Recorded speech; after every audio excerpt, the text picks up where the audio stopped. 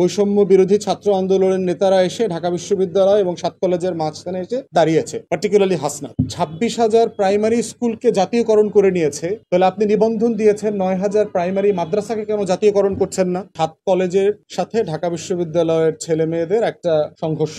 7 কলেজের ভিতরে আবার একটা দুইটা ভাগ আছে। এর ভিতরে তিতুমিরের একাংশ আছে, তারা 7 কলেজের আইডিয়ার মধ্যে থাকতে চায় না, তারা নিজেরাই একটা বিশ্ববিদ্যালয় হতে চায়। বাকিরা সবাই বোধ করছে যে ঢাকা বিশ্ববিদ্যালয়ের সাথে প্রশাসনিকভাবে না থেকে অন্য কোনো ফরম্যাটে থাকা উচিত, কারণ ঢাকা বিশ্ববিদ্যালয়ের প্রশাসনিক ক্ষমতা আসলে তাদেরকে ম্যানেজ করতে পারছে না। তার শিক্ষক, তার ছাত্র এত বড়, প্রত্যেকটা কলেজই আসলে একটা ইউনিভার্সিটির সমান হয়ে গেছে। ঢাকা কলেজ, ইডেন কলেজ, তারপরে প্রত্যেকটা কলেজে 30, 35, 40,000 স্টুডেন্ট আছে। অতএব সেই জায়গাটার সংকটটা আমরা সমাধান দেখতে পাচ্ছি না, এবং এটা আজকে কালকে সমস্যা না। আমরা দেখতে পাচ্ছি যে এটা গত অনেক বছর থেকে আন্দোলনটা চলছে, বহুবার মারামারি হয়েছে। বাংলাদেশ রাষ্ট্রের একটা বড় সংকট হচ্ছে কোনো ইস্যুকে সে হ্যান্ডেল করতে পারে না, সমাধানের দিকে নিতে পারে না, এবং এটাই আমরা বারবার ঘুরে ফিরে দেখছি। এবং দেখেন কত ছোট বিষয় নিয়ে আলোচনা হয়েছে। 7 কলেজের একটা আন্দোলন চলছে, ঢাকা বিশ্ববিদ্যালয়ের পক্ষ থেকে আবার ভর্তি পরীক্ষার বিজ্ঞপ্তি দেওয়া হয়েছে। তাহলে আপনি কেন এই আলোচনাটা, এই যে প্রিন্সিপালদের সাথে আপনারা বসলেন,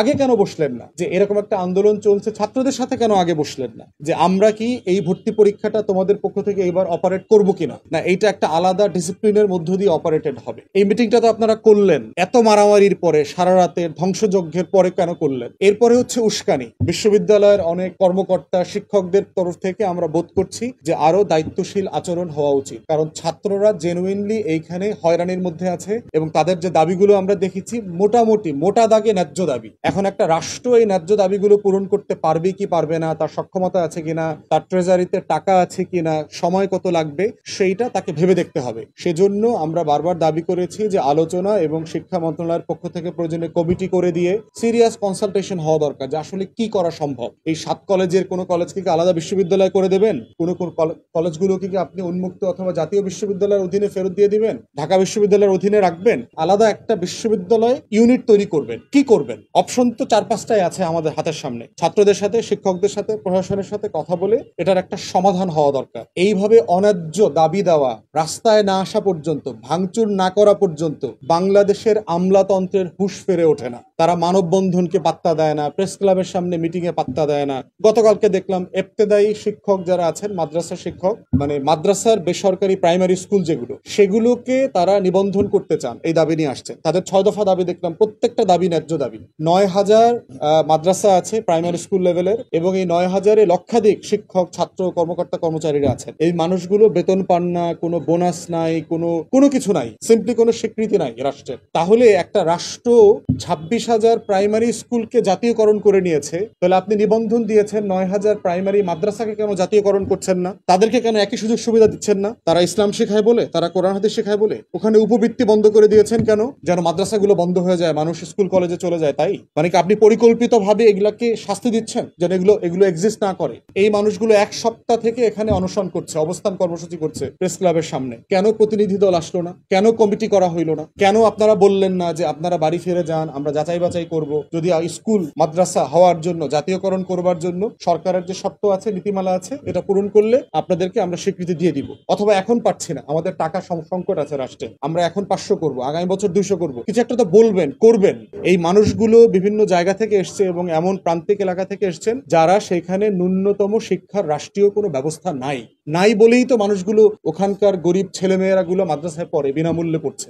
অতএব এদেরকে শাহবাগে নিয়ে পিটানোর আয়োজন করার কেন দরকার ছিল? আবার এটাও দেখা দরকার যারা আন্দোলন করছেন যে সরকার তো একটা নিরাপত্তা বলয় তৈরি করতে হয় তাকে মিছিল মিটিং এ, যে আপনি কি একটা শাহবাগের মতো একটা ব্যস্ত রাস্তা ঘন্টার পর ঘন্টা ব্লক করে রাখবেন? ওখানে 2-3টা হাসপাতাল আছে, হাজার হাজার লক্ষ লক্ষ মানুষ যাতায়াত করছে, আপনি কতক্ষণ ব্লক করে রাখবেন? ব্লক করবার আগে, মারামারি করার পরে তাদের প্রতিনিধি দল যমুনায় নিয়ে গেলেন, আগে নিলেন না কেন? তাহলে যদি আগে নিতেন তাহলে এই মানুষগুলো তো প্রেস ক্লাব থেকে আপনার যমুনার দিকে রওনা করতো না, তেজগাঁয়ের দিকে যাওয়ার চেষ্টা করতো না।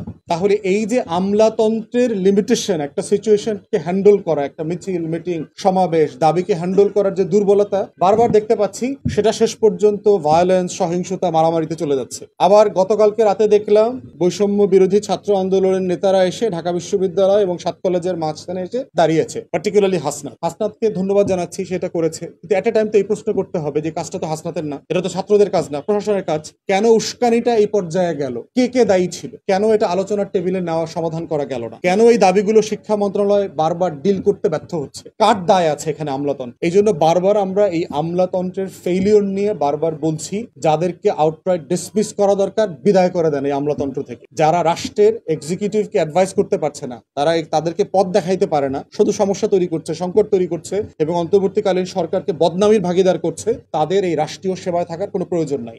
এবং এই সংকটটা কিন্তু সুশাসনের। পুলিশ কি করবে? পুলিশ কি ব্যারিকেড ভেঙে না দিয়ে শাহবাগে অ্যালাউ করবে তারা বসে থাকুক? তখন আবার দেশবাসী বলবে যে আইন শৃঙ্খলা বাহিনী দায়িত্ব পালন করছে না, তারা এরকম একটা ব্যস্ত চৌমাথাকে আটকে দিয়েছে, জনগণের ভোগান্তি হচ্ছে। আবার যদি তাদেরকে জোরপূর্বক উঠায় দেওয়ার চেষ্টা করে, মানে পানি বা ওয়াটার ক্যানন ব্যবহার করতে হয়, দাঙ্গা পুলিশ ব্যবহার করতে হয়, তখন আবার আমরা সমালোচনা করছি যে কেন পুলিশ লাঠিচার্জ করছে। তাহলে এই জায়গাটাতে হচ্ছে সুশাসনের প্রশ্ন, যেটার দায় হচ্ছে আমলাতন্ত্রের, যে কোথায় একটা দাগ টানা দরকার ছিল। এই ব্যর্থতাটা আমরা বারবার দেখতে পাচ্ছি এবং এগুলো বন্ধ হওয়া দরকার। এই ফরম্যাটে একটা রাষ্ট্র চলতে পারে না।